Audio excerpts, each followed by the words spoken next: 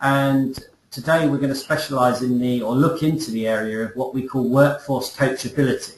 So, which is around, is our workforce coachable? Are they ready for coaching, and how do we make them coaching ready? And this is an area Stuart's been working on for some time, and has actually written a book called "It's Not About the Coach." And in fact, that book is available on Amazon, and we can make that available to you. But Stuart's going to come really today and talk to us about his thoughts on that and what he can share with us. As with all these webinars, it's an opportunity to chat and discuss, so please ask him questions. He's also had a bit of a laptop crisis this morning, so he's running this off his iPad, which is why we're looking up his nose. It's not that he likes to look down on us, it's just that he's also using a whiteboard facility which he'll be drawing on, which will be hopefully quite dynamic. But if Stuart's in mid-flow and you want to ask a question, write it in the chat down by the bottom right, and then I'll be able to intercede and sort of let him know, or just stop him. Just talk over him. All right, okay, Stuart. All right. Thank you very much, Tim. Yeah, so I'm on the iPad, so this is what I look like properly where I'm square on without looking up the nose. And this is what I look like when I write. So that's my ceiling. No cracks I can see, but looking pretty good. So this is my half view, so you might get top of my head, bit of my nose, and the screen. So as Tim mentioned, I've written a book titled "It's Not About the Coach," and I'm really passionate about this area because I've seen so many problems in this area. So in kind of the maturing world of coaching and mentoring, we've done an awful lot, and I'm sure a lot of us on this call have done the same in terms of developing a coaching culture, grooming and training coaching prowess and mentoring prowess within an organization, coaching programs, those kind of things. And the bit that I kind of was stumbling across quite a lot was that whilst we're doing a great job in those areas, we weren't always getting people ready to be coached. So it's definitely about that kind of that ready sort of state for that coachee, for that mentee. Awful words, I know, in terms of coachee and mentee, but that's really where it came from.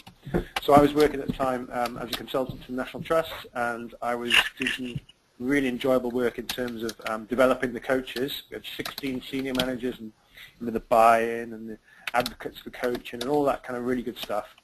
We then trained those guys up to be coaches within the business, which was great because, you know, in terms of value of their time and their experience. And then we partnered up with 16 members of a talent program. And it was great. You know, I had world-class coaches, you know, National Trust, charity, you know, really, really fit for coaching in terms of culture. And then what we really found was not all 16 people were ready for coaching. And that's really where it came down. My 16 coaches were ready. They'd been trained and good to go. But the 16 coachees weren't all ready for coaching. And then what we really found was that, you know, some of those people just were ready for coaching because of another reason, because they've worked with coaches before, or they knew what coaching was from a different walk of life. And that's sometimes how it works out. And they kind of came up with the phrase is when, in terms of borrowing a well-known proverb, is when the coachee is ready, the coach will appear. And that's really what we found, was that it doesn't matter how ready or how world-class your coach is, when the coachee is ready, so that's the kind of change of phrase there, the coach will appear. And what we found was really, it was probably naive to think that 16 people on a talent program would be ready for coaching. You know, were they ready? We wouldn't want them necessarily to abdicate from coaching. We wouldn't necessarily want them to kind of do other things, but we just want to kind of assess coaching and just get that readiness going in terms of where they were at. So that's kind of like the problem that I saw, really, and that's when I went off to write and research and bring the book together. It was published at the end of last year. How this fits in with some of Tim's work that we're both working together on in terms of coaching culture, familiar with the Embark dimensions that Tim mentioned, this is right in the middle of the map. This is where we're looking at doing coaching, and we're looking at it from an individual level, because of course this is about someone's individual readiness. It's quite an individual approach in terms of people. So you could look back on that National Trust book and say, you know, let's find out whether these 16 individuals are ready to do coaching. And that's kind of where it would be placed. So what we would need to do now is, as well as, you know, coach and train mentors and coaches and things like that, we also need to think about, are the other people ready for that as well? So I don't think it's, you know, John mentioned earlier about an ILM program we've just run with the Uni of Law. I don't think we'll ever have Coachability ILM or Masters in Coachability, but you never know, because I still see surprise when I see the MA in coaching cropping up in the kind of literature. But I do think it's an important part of the mix. So a lot of the programs I run might be, for example, a 3-day program. So we have sort of 3 days for the coach to get them trained and ready to go out and bring their great skills to the organization. And then normally what we do is for coachees do half a day. So, and in terms of the match, in terms of the matching these people up, in terms of the value, I think that's really important, because a lot of these coaches in an internal capacity, whilst the resource in inverted commas, it is free, but of course they're investing their time. So if the coachee isn't ready, then that's going to be a waste of, not necessarily funding as you might find with an external environment, an external coach or mentor, but we just want to make sure those people are ready to get the most from those relationships, and that gap does exist. So we basically want to close the gap. With Coachability, we want to close the gap between the coach being ready, because typically we find they really are ready to go, and the individual on the other side also being ready. So that's kind of where it came from, and we're going to talk a bit more about how we get this done. So in terms of thoughts, I suppose I'm stuck with at the moment is I'm seeing kind of 3 paradigms of coaching, and I'm still kind of wondering and playing and kind of assessing what these are.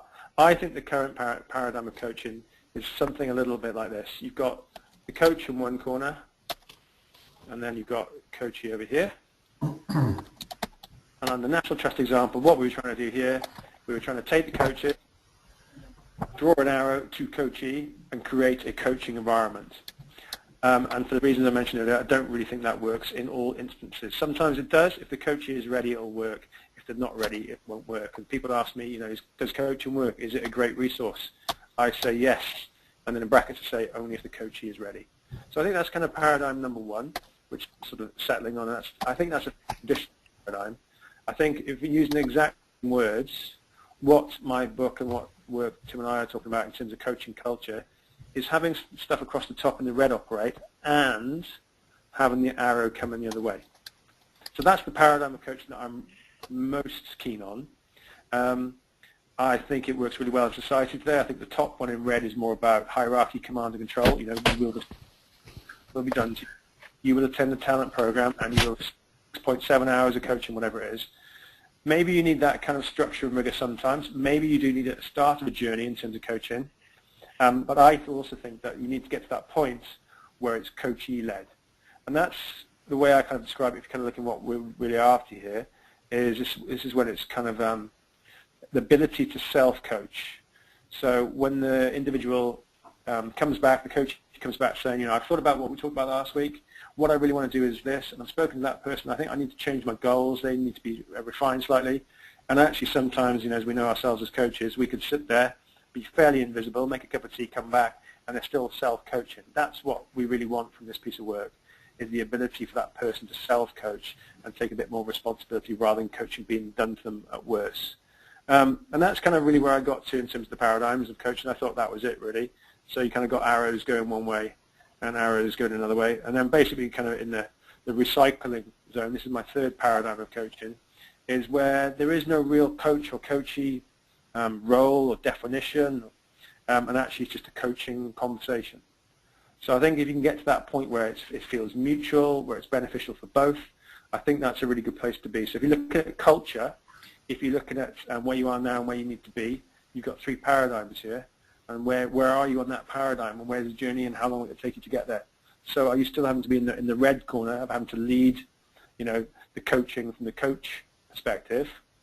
And then the second paradigm is more about it's being led by coachee. And then finally, a bit of the recycling, the arrows just keep going round and round.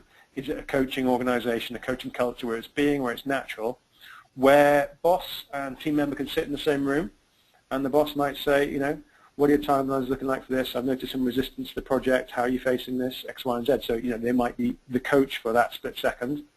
And equally, in the feeling of mutual coaching, the individual, the team member is able to say, well, I'm intending to respond and be coached because they're ready for coaching, and also turn the tables as well, because there is no direct role to say to their manager and say, well, I'm a bit unsure where we're going with this. Are you fully behind this? I'm not really sure if you are. And have those kind of coaching conversations that just keep going round and round. That's kind of where. Stuart, can I interrupt you there? Of course you may. That sort of caused me to think quite a lot. It's a really interesting, the 3 paradigms, I like that. Do you think that the final one, the one you've got at the bottom there, do you think that's happening in organisations? Politely, probably not too much, I don't think. I think one of the pieces of data, if you remember, I asked you for the question around and the stats around coachability, yeah. And you came back, said pretty much, and you came back and said, in terms of the organisations, I think it was 27 on that data set, 40%, in terms of the organisations that were surveyed, they came back and said we've got like kind of 40% in the tank. So in terms of coachability, we've got 40% of resources in place. Yeah. So obviously there's another standing. So no, I don't think we really are. I think there's a lot of fear that gets in the way, that the boss still wants to hold all the cards, so they don't want it to be a mutual relationship where they can all be challenged. And I think society's changing so fast.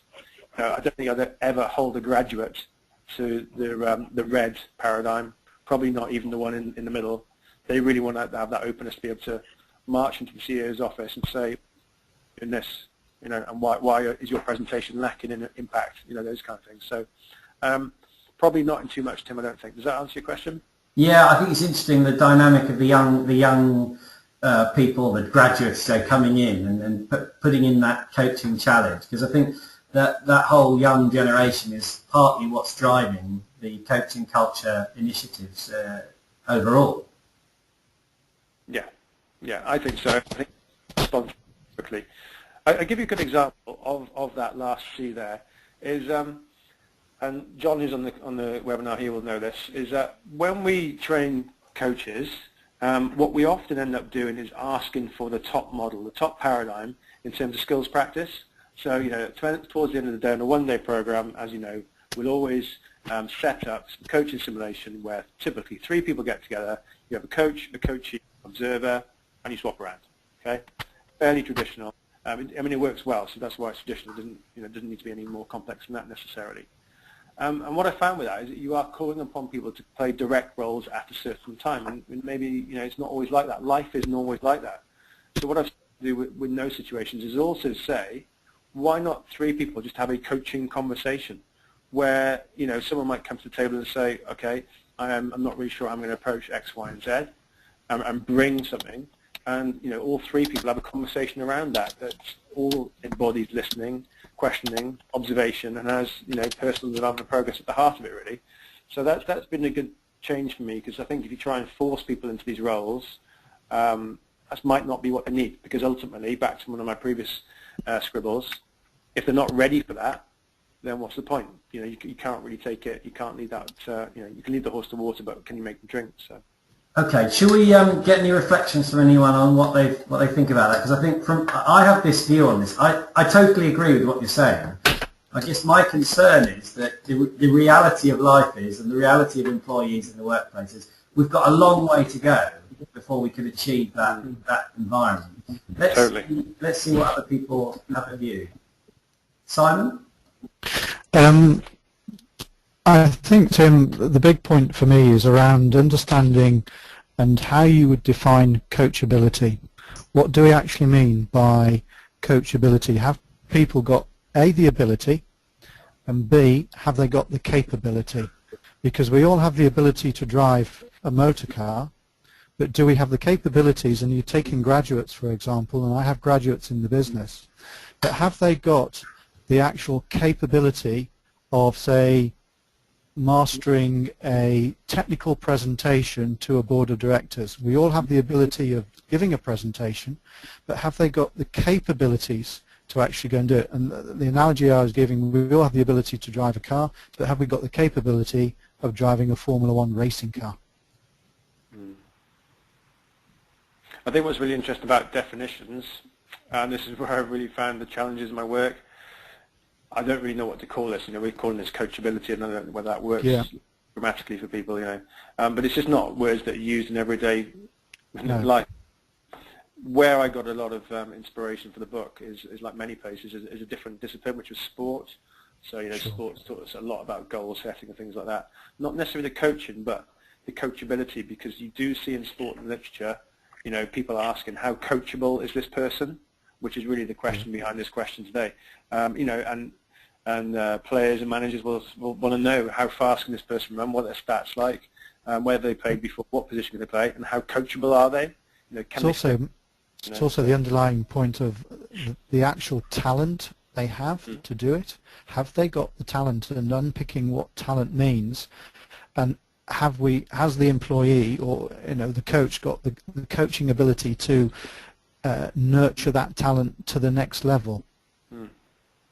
There's a level of expertise there, isn't there, to be called for? And I think, I mean, one of my answers to that might be, Simon, is that you know, ultimately coaching is people talking about themselves. And generally speaking, most humans have the talent to be able to talk about themselves, if nothing else. And having said that, you know, we do lots of coaching over the years, and there are individuals out there who can't be coached. That is true. Yeah. Let's ask. I think what's important about that is we don't know, we don't factor that in. So in the example I gave earlier, 16 people, we just assume they're all going to be coached. Whereas, you know, there's going to be a percentage that aren't ready or willing or able for that. So you're absolutely right. Yeah. Elizabeth. There's also. I'm sorry. Go on, Simon. No, I was just going to listening to what Stuart was saying. Then was there's a lot of, I use the word informal learning going on, but are there elements of informal coaching that takes place that we don't necessarily capture and look at? Definitely. That's a very good point. Well, that's the kind of the paradigm, you know, that just exists. It's not a formal set-up session. It's something just happens as people are wandering past each other in the corridor and going from there. So yeah. Okay, Elizabeth, have you got any comments? I totally agree. I think where we've got a change in society and expectations, especially with younger people coming through into roles, that the expectations different. So yeah, I also question the coachability of younger people because their expectations are so very, very different. And again, you know, picking up on the last point of this informal coaching where it may happen on the hoof. Again, is that recognised as being coaching, and how's that then being recorded or monitored or evaluated to see the value of it? I think that's a very valid point, and something that we can go away and look at. Okay, Marie? Yeah, I'm struggling to hear some of you, so hopefully you, I don't know if I've got intermittent service, but I'm really interested to see the three paradigms, and I'll be honest with you, I think all three are actually at play in my organisation, in that to really establish a coaching culture, we have to start with the sort of red, you know, pushing this to coachees that might or might not be ready. So the coachability of coachees is really, really, you know, the coachability of coaches is, you know, absolutely key to me. The second one, where coachee is almost coaching themselves, is absolutely, after some time getting used to it, you can literally, I totally agree with you, as you go out, have a coffee, come back, and they've got their own action plan, which is fantastic. And I also think there's mutually beneficial coaching relationships going on, but this is once they've actually almost gone through the other paradigms, you know, that they've actually got used to it, they've been coached themselves, and they're a bit more comfortable with the technique, particularly if you've come from a very sort of command and control environment. There's a lot of leaders pushing information down, that this is really quite alien for people. A key question I suppose I've got for the team here is, we are ready to select coaches for an ILM program in our organisation, and I'd just be really interested to understand if anyone used a specific technique on how to select you know, coaches to go on, you know, a program to join our coaching cadre.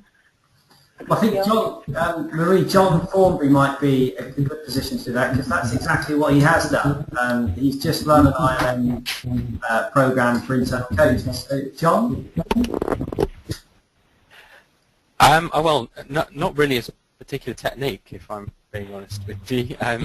Essentially, we went to the group of about 100 people that had been through the initial one-day coaching program, and it was really more to start the program off one of sort of enthusiasm and people looking to develop their skills and take things further, really. Because that, I mean, we're only literally just sort of at that first stage, so that's been our pilot group really for the ILM.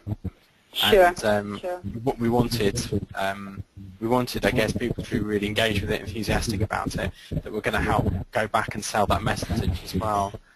So not only become coaches, but also tell people about the program and what we were doing in terms of taking the coaching further.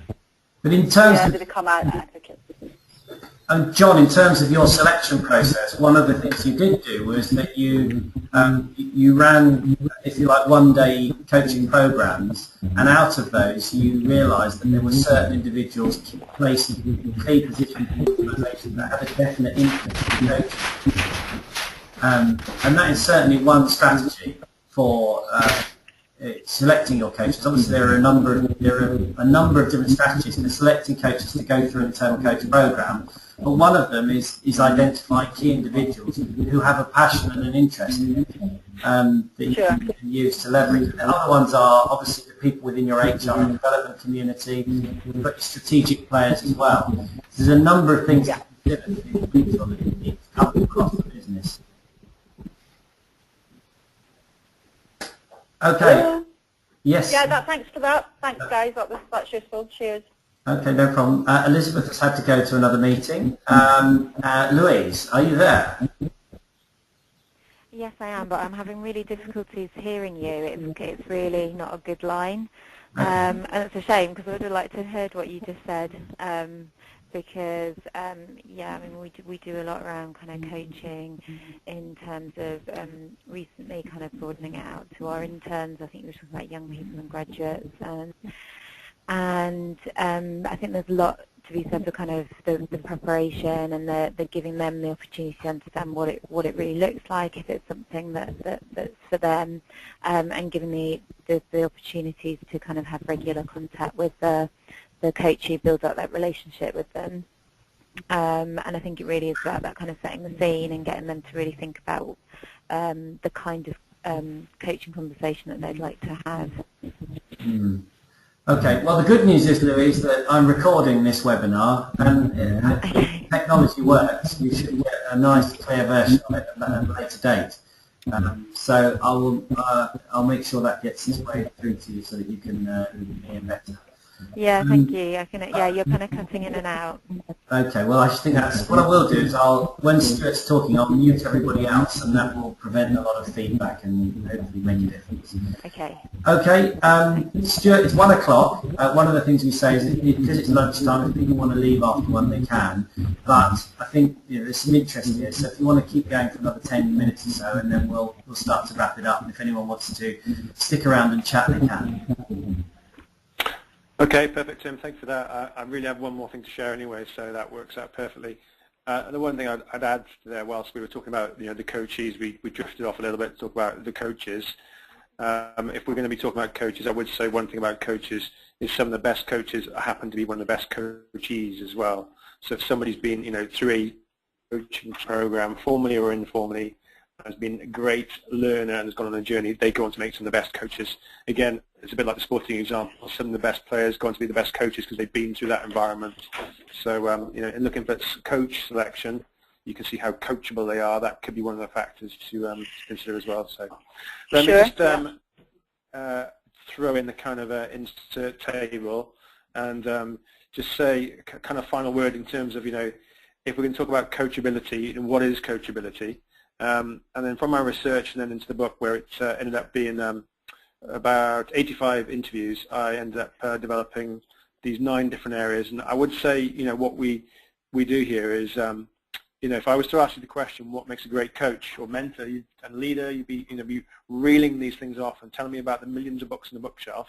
But if I'm asking the same question, well, what makes a great follower, what makes a great coachee, a great mentee, then we might be a little bit slower to the table.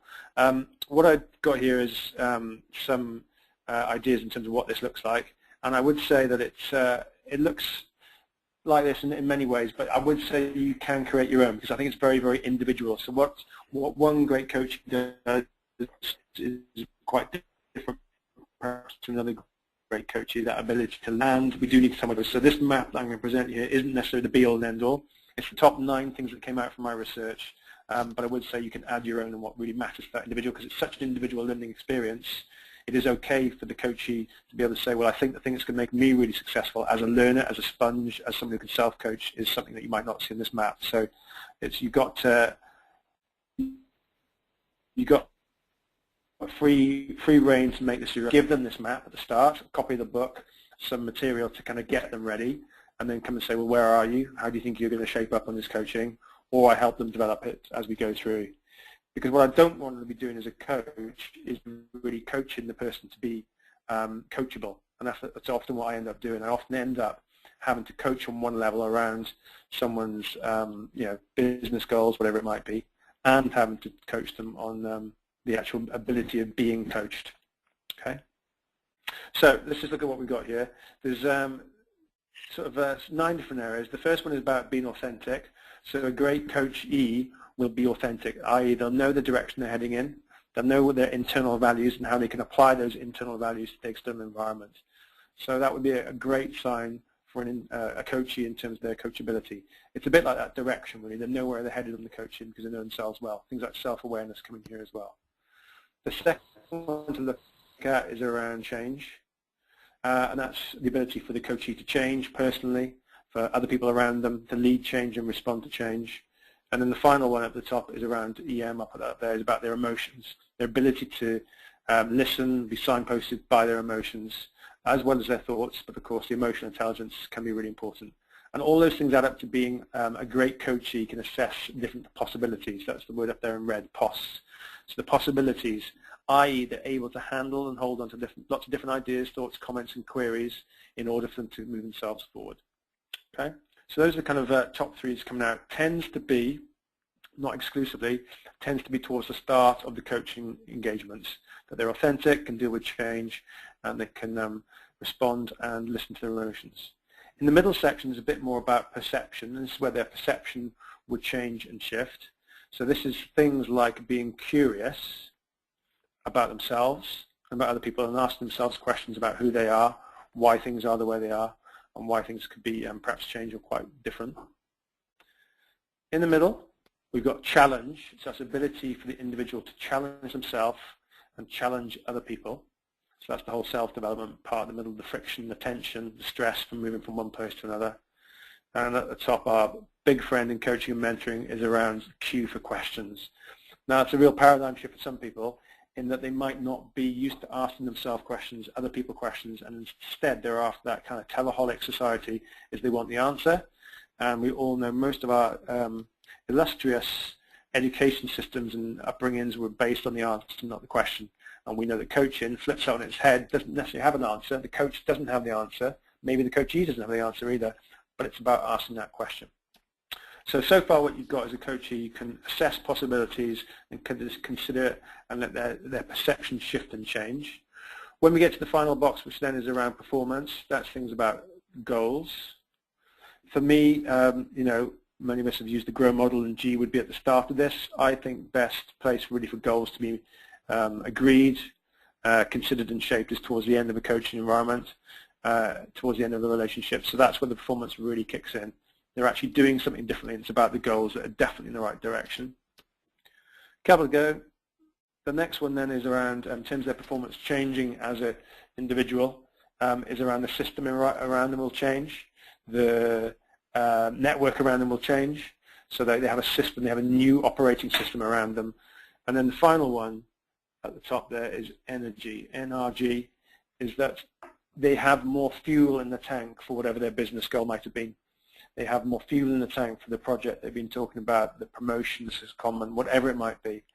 And really, if you kind of did a quick, if we all want a bit of a shortcut, if you want to hack the kind of shortcut, I would say in terms of a great coachee does these 2 things. From the start to the end, there's a lot in between, I admit, there's 7 things in between, but the 2 things they're really great at, they're really great at being authentic, knowing their direction, self-awareness, which is all the stuff that you see in this box over here, and you see something happen on the other side. You see energy. I was coaching someone today. One of his kind of roles was in coaching was to look at developing the team, and he's come back with loads of great ideas. He's got loads of energy. He seems like a weight's lifted off his shoulders. He looks physically better. He seems clearer. He seems more passionate. You know, and I get to see that energy. It's fairly close to finishing up our coaching time together, so it's towards the end. But he has that energy, and I know that energy is pointing in the right direction because he set his internal, authentic compass in a good place. That, everybody, from me, let's hand it over to you guys, is just kind of the kind of overview of what being a great coachee looks like. Tim, back to you.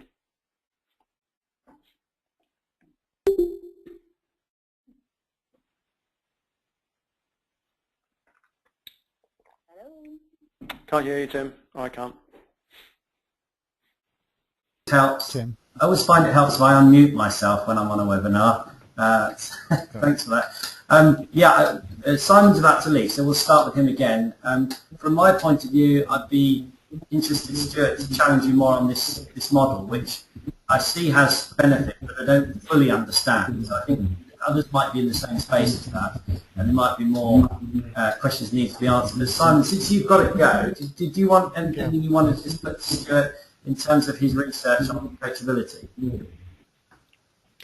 No, just for me, it's just getting clarity over a real true definition of what that means, and also understanding the context of, you know, the formal coaching and the informal coaching that takes place. So, because, you know, like some of the people have said, they've got graduates, I've got graduates, and apprentices is how to, you know, I coach my apprentices and have sessions with my graduates, but it's trying to really understand this table model and how you'd actually apply it. Well, what we'll do, Simon, is after this, obviously, we'll make the recording available if I get the technology to work, but at the same time, Stuart and I will write up some of the models, the paradigms, and this, and so we'll send it out. Yeah, that would be really helpful. What we might do between us, bang next together, is see if we can come up with a rough definition of coachability and start banding that around, because that sounds like it might have value. Yeah. Okay. Okay, Tim, I've got to go. Stuart, thank you very much. It was very good, very informative, and look forward to some future ones, Tim, and I'll be in touch. John, yeah, sorry, Simon, good to see you. There are a couple of emails wending their way from me to you this afternoon, Okay. which you'll be expecting. Excellent. All right. Thanks very much. Have a great afternoon, everybody. And you. Bye-bye. Yeah, cheers, bye. John.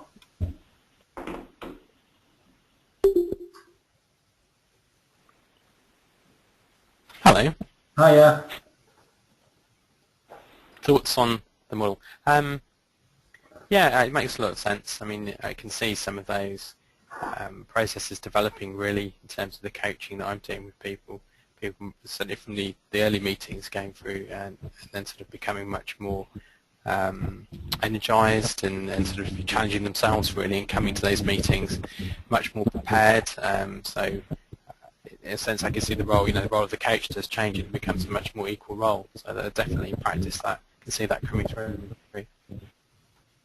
Yeah, I think, as you say, I think there's a lot of value in this tool. I think from my point of view, I'd be interested to get behind the words a bit more and just sort of understand it as a whole as well. But as you said, we've only had just a short session to give you some food for thought. Louise has left us as well. I assume she's either not going to be here, so she's gone to lunch. So Marie, that leaves you.